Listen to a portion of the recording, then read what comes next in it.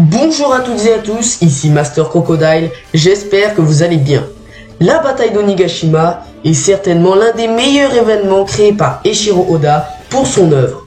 En effet, nous avons eu de la tension, de l'émotion, mais surtout des combats vraiment incroyables. Et on se retrouve donc aujourd'hui pour parler des 10 meilleurs combats de la bataille d'Onigashima. Évidemment, ce top ne repose que sur mon ressenti et vous aurez très certainement un avis différent du mien. N'hésitez donc pas à me laisser un petit commentaire pour me faire part de tout ça. Donc voilà, on peut commencer avec le premier combat qui a opposé Jinbei à Wuzwu.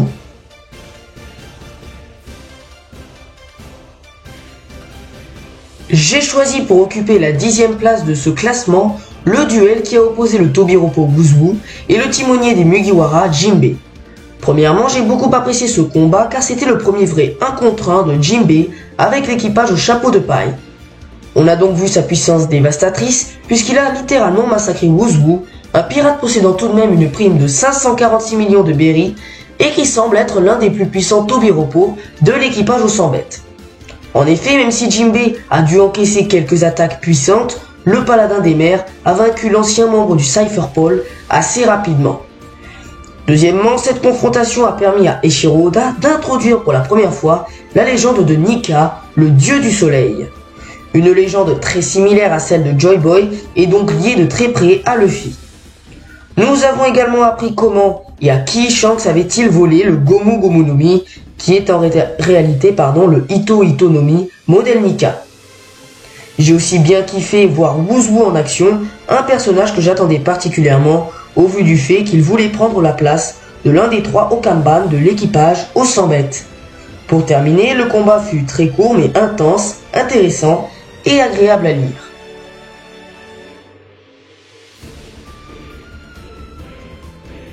À la 9e place, j'ai sélectionné les 2 combats finaux des Minx Nekomamushi et Inuarashi.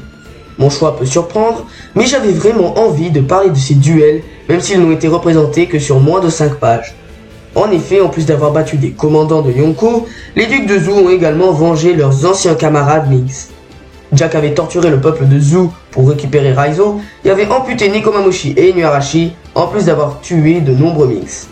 Perospero, quant à lui, est le principal responsable de la mort de Pedro et a également battu et gravement blessé Carrot et Wanda sur Onigashima. De plus, ce combat dut être vraiment acharné et plein de suspense, puisque les 2 Minx ont bien failli perdre à cause des nuages cachant la pleine lune, les empêchant de prendre leur forme Sulong. Finalement, la lune est réapparue grâce à l'onde de choc créée par l'affrontement entre Kaido et Luffy, permettant aux 2 fourreaux rouges de terrasser leurs ennemis respectifs. Également, c'est fort dommage que l'on n'ait pas eu un plus grand aperçu de ces 2 duels qui devaient être vraiment impressionnants à regarder. Et pour conclure, j'ai été très heureux de voir Nekomamushi venger la mort de Pedro, un décès qui m'a beaucoup ému lors de l'arc Whole Cake.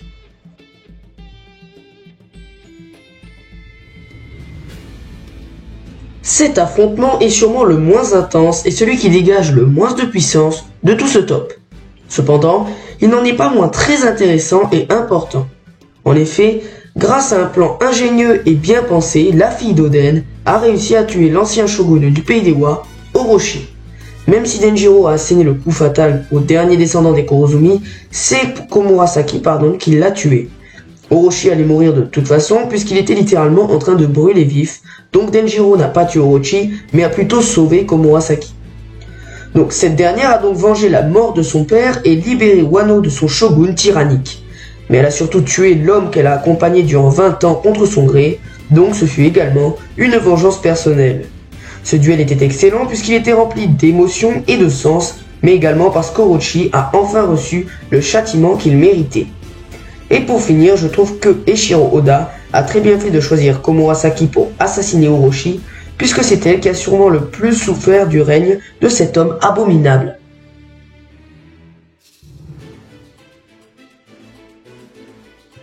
À la 7e place se trouve l'un des plus gros affrontements de Onigashima, puisqu'il a regroupé pas moins de 7 personnages. Kid, Law, Luffy, Killer et Zoro contre Big Mom et Kaido. J'ai beaucoup apprécié ce combat puisqu'il était d'une intensité phénoménale, due notamment à l'alliance de 2 Yonko.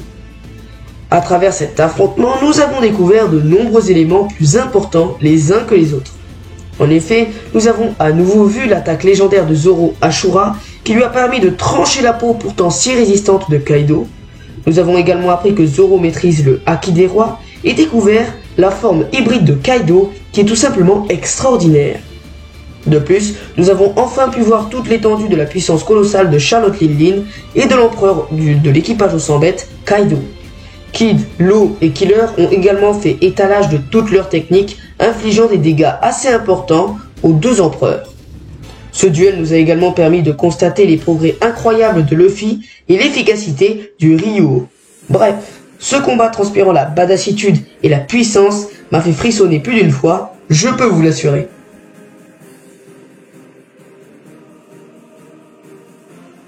Voir l'affrontement entre ces deux monstres de puissance m'a procuré une grande satisfaction. En effet, pour la première fois depuis l'Ellipse, Zoro nous a démontré sa véritable force en 1 contre 1, qui est tout simplement phénoménale. Le chasseur de pirates a vaincu un second de Yonko, c'est vraiment exceptionnel, il faut se le dire. Le dernier vrai 1v1 de Zoro dans l'œuvre, c'était contre Pika. L'évolution de ce personnage est vraiment époustouflante. Ensuite, j'ai beaucoup apprécié le fait que Zoro ait dû analyser la façon de se battre de son adversaire avec précision afin de lui infliger le plus de dégâts, de ne pas se fatiguer pour rien et de contrer ses attaques de la meilleure des manières. De plus, dans ce combat, Zoro a utilisé pour la première fois le Haki des rois dans le manga. Pour ce qui est de King, j'en attendais énormément de ce personnage au chara-design fou et franchement, je n'ai pas été déçu. C'est un pirate stylé, bien développé et surtout surpuissant. Son flashback est très intéressant et nous permet de mieux comprendre le personnage. Nous avons également appris l'existence de la race des Lunaria, dont fait partie King, une population très mystérieuse qui va sûrement avoir une certaine importance dans la suite de l'œuvre. J'ai également bien aimé le flashback de Zoro, où il s'est remémoré des moments de son enfance, notamment de la fois où il a parlé avec Shimosuke Kozaburo. De plus, ce duel a fait passer un réel cap à Zoro, puisqu'il lui a permis de comprendre que pour devenir le meilleur, il ne faut pas devenir un démon, non, il faut devenir le roi des enfers. Cela permet donc d'accentuer le côté démoniaque de Zoro. Pour finir, le flashback de fin où Zoro et King se rappellent qu'ils ont promis à leur capitaine de ne jamais perdre est vraiment rempli de sens puisqu'il démontre l'importance et surtout la puissance du lien entre un capitaine et son second.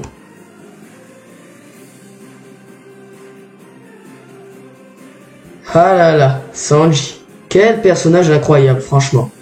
Je ne vais pas vous mentir, quand il a appelé Robin à l'aide alors qu'il se faisait tabasser par Black Maria, je me suis dit, Eiichiro Oda a tué le personnage de Sanji. Pour la première fois, j'ai douté de ce génie et je l'ai regretté par la suite, car finalement, le cuisinier des Mugiwara a battu le deuxième commandant de Kaido, Queen la Pandémie.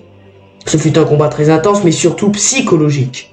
En effet, durant tout le duel, Sanji hésitait entre utiliser la technologie des Germa pour devenir un monstre, donc choisir la facilité, ou alors se débrouiller par lui-même et rester l'homme honorable et gentil qu'il est. Évidemment, il a choisi la seconde option et a terrassé son adversaire grâce à sa nouvelle capacité, Leaflet Jump. Cet affrontement est une vraie masterclass puisqu'il nous fait comprendre que tricher ne sert à rien, il faut s'assumer, s'entraîner pour progresser et ce n'est qu'en étant soi-même que l'on peut devenir le plus fort.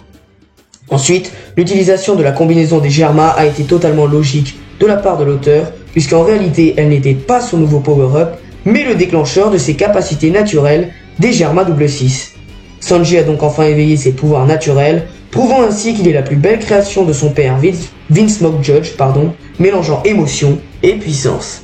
Queen, quant à lui, nous a démontré la puissance colossale d'un commandant de Yonko, possédant une résistance incroyable, notamment grâce à son Zoan antique. Il s'est également illustré par sa grande intelligence, lui ayant permis de créer tout un tas d'armes mortelles. De plus, j'ai bien aimé le passage où Sanji a demandé à Zoro de le tuer si cela tournait mal.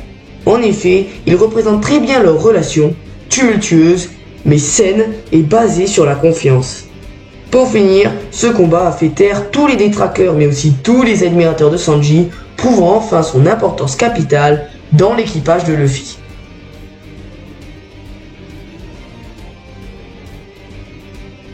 Cet affrontement a donné lieu à la deuxième défaite d'un empereur dans One Piece.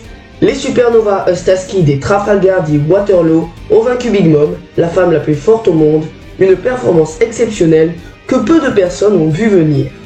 Pour ma part, je n'aurais jamais imaginé ces deux personnages capables de vaincre un personnage du niveau Yonko. Le combat a été extrêmement tendu et intense et Big Mom a bien failli tuer les deux supernovas. Ils ont été plusieurs fois au bord de la mort, cependant, grâce à l'éveil de leurs fruits, ils sont parvenus à infliger d'énormes dégâts à Charlotte et Lynn.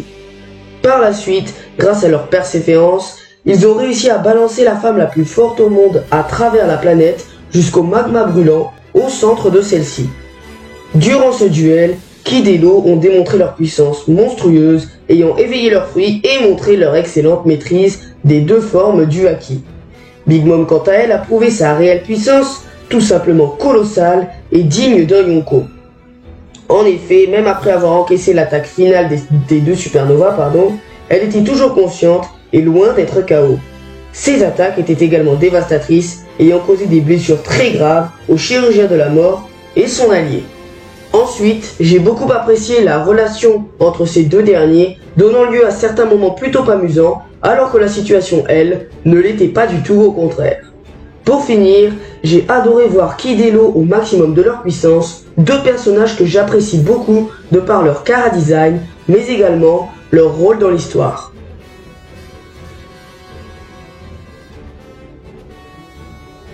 Il a beau avoir débuté au tout début de la guerre d'Onigashima, ce combat m'a tout de même énormément marqué. En effet, pendant quelques chapitres, j'ai bien cru que les fourreaux rouges allaient blesser très gravement l'homme aux 100 bêtes, voire peut-être même le mettre KO. Lorsqu'ils ont tous pris par surprise Kaido et ont pu le blesser grâce à leur Ryuo, l'empereur croyant voir Oden et transpirant de peur, je me suis dit, mais non, ils ne vont pas battre la créature la plus forte au monde quand même. Mais finalement, ils ont été ramenés à la dure réalité, et malgré tous leurs efforts, Kaido les a mis au tapis avec une grande facilité. C'était vraiment impressionnant de voir la manière avec laquelle il a massacré les fourreaux rouges un par un.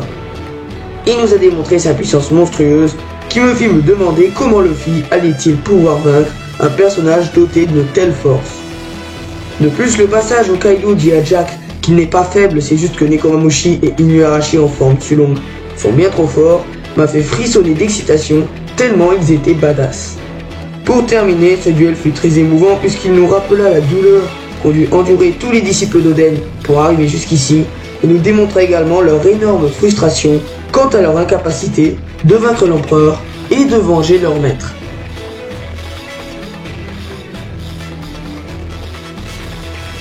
Quel plaisir de voir enfin Robin se battre en 1v1 et nous dévoiler sa puissance extraordinaire. Depuis l'arc de l'île des hommes poissons où elle avait affronté un antagoniste plus que secondaire, Amond, l'enfant démoniaque n'avait plus participé à un duel en tête-à-tête. Et enfin, elle a pu nous prouver qu'elle n'était pas là que pour lire les poneglyphes, non, elle est aussi capable de vaincre une pirate dotée d'une prime de 480 millions de berries. Franchement, j'ai adoré voir Robin sur le devant de la scène, car c'est un personnage que j'apprécie beaucoup. Le passage où elle frappe Black Maria et sauve par la même occasion Sanji était vraiment excellent, puisqu'il nous montre que dans One Piece, les femmes sont aussi capables d'être badass et de sauver leurs compagnons, et ne sont pas juste là pour pleurer et être secourus.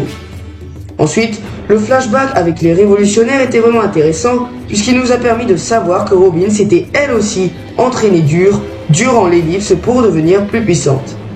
De plus, lors de cet affrontement, la dernière survivante de Ohara a peut-être bien éveillé son fruit au vu des différentes techniques qu'elle a utilisées. Pour finir, celle que l'on prenait pour un démon depuis sa plus tendre enfance a finalement accepté d'en devenir un, car c'est la seule solution pour aider ses amis et atteindre son rêve.